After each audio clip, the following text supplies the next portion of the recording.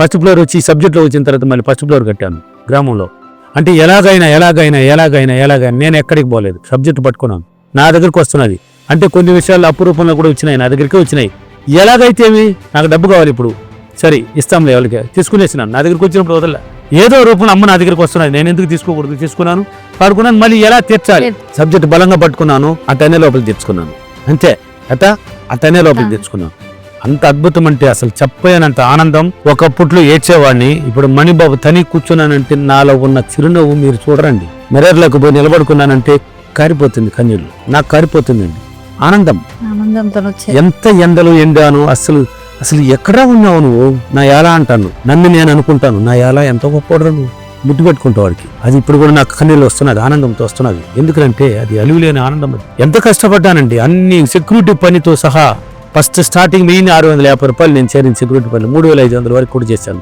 వ్యవసాయం చేసుకుంటూ ఆ పని చేశాను, మళ్ళీ శ్రీశక్తిలో అన్ని వేరే పని కూడా చేశాను, వేరే పనులు పోయి చేశాను, ఆ పని చేశాను, ఈ పని చేశాను. చెయ్యని పని అంటే లేదండి. నేను తేరి కష్టపడ్డాను. ఇప్పుడు ఇంత సుఖాన్ని ఇచ్చినావు, ఎక్కడున్నావు నువ్వు, ఎవడా నువ్వు, నేను మాట్లాడుకునేది నాకు ఇంత అంటున్నారు కదా. ఆ టైంలో ఏ రోజైనా బాధ అనిపించిందా? ఏ టైంలో మీరు కష్టపడే టైంకి చనిపోవాలని కూడా నేను క్రియేట్ చేసుకున్నాను కదా. సూసైడ్ అటెంప్ట్ కూడా చేశాను. ఇంట్లో వాళ్ళు కూడా ఇప్పుడు కూడా తెలియదు, చెప్పలేదు కూడా, నేను చెప్పకూడదు అనుకున్నాను. 12:30 లేసి కూర్చున్నాను, బాటిల్ ఆల్రెడీ తెచ్చిపెట్టుకున్నాను. ఎందుకు వాటర్ మిలన్ కొట్టే మందు, ఇంకా ఉండి ఈ అప్పులు, ఈ బాధలు, ఈ పిల్లకాయలు, అంటే ఏది గుర్తురాలా నాకు.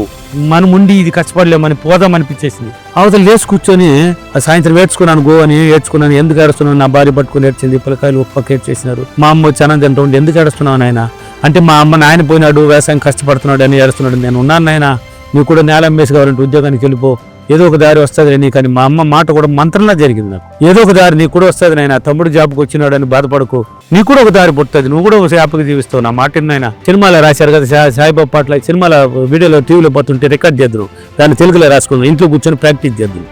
ఈ సబ్జెక్ట్ తెలియక ముందు చేసి అక్కడ కొద్ది పాటలు పాడుతూ ఉంటారు, భజన చేస్తాం, వాళ్ళతో కూడా కూర్చొని ఊరికి ధైర్యం లేదు. అట పాడే కొద్ది వచ్చేసింది. పల్లెక సేవలో ఎక్సలెంట్ గా పాడే రేంజ్కి వచ్చేసింది. నాకు వాయిస్ బాగుంది కదా, భలే పాడడానికి. ఎక్కడ బాబు ఎక్కడ అందరూ పాట పాడాలి అందరూ ఎదుగుతున్నారు నన్ను. నేను బాగుపోతే అరే నేను బర్రె ఎప్పుడైనా పోతే పోయిన వారం తప్పకుండా భజన లేకపోతే నువ్వు లేదే అనే రేంజ్కి వచ్చింది నా మాట అక్కడ.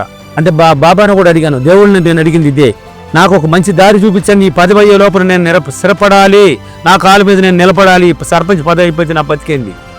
ఇప్పుడు ఏదో పదవిలో చూసుకుంటే వ్యవసాయం చేసుకుంటే పదవిలో గౌరవంతో వెళ్తున్నాను, పదవి అయిపోతే నా పరిస్థితి ఏంది, నాకు ఒక దారి పట్టించండి అన్నాను. ఆ దారి విశ్వశక్తి దారి.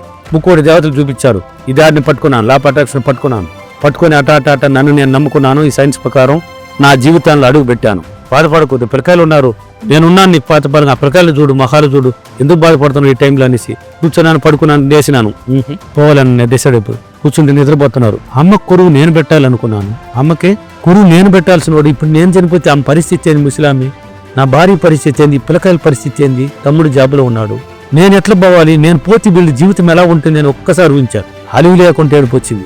నోట్లో గుడ్డ తూరుకున్నాను. ఇప్పుడు ఎక్కడ చెప్పని విషయం ఇది. నోట్లో గుడ్డ పెట్టేశాను, తెచ్చుకున్నాను, బయట పోని అటు బయట రాని చేసుకున్నాను. దుఃఖం అయిపోయింది. వచ్చినాను, కూర్చున్నాను, గమ్మని సైలెంట్ కూర్చున్నాను. వీళ్ళ మొహాలు మళ్ళీ చూశాను, చావుడు ఎత్తిపోయినాను. ఆ బాటిల్ని పోసేసి కింద మట్టి లోపల భూమిలో పాతి పెట్టేసి కాలు చేతులు కడుక్కొని వచ్చి భార్య పక్కన పిల్లకాయల పక్కన పడుకొని నిద్రలేను. పొద్దున వ్యవసాయానికి పోవాలి కానీ పోలా. నేను రాత్రి దుఃఖంలో దిగి నిండిపోయినాను, పోనీలా. అందుకని ఏం మా భార్య లేపింది చలారి, నాట అంటున్నావు కదా, పోవాలి కదా అంటే, లేదు ఎల్లుండి కదా నాట, రేపు చేసుకుంటానులే, నాకేమో మాది ఉంది అంటే, సర్లే వద్దులే రెస్ట్ ఎత్తుకొని ఉండిపోయినాను. అక్కడి నుంచి పుట్టింది ఆలోచన.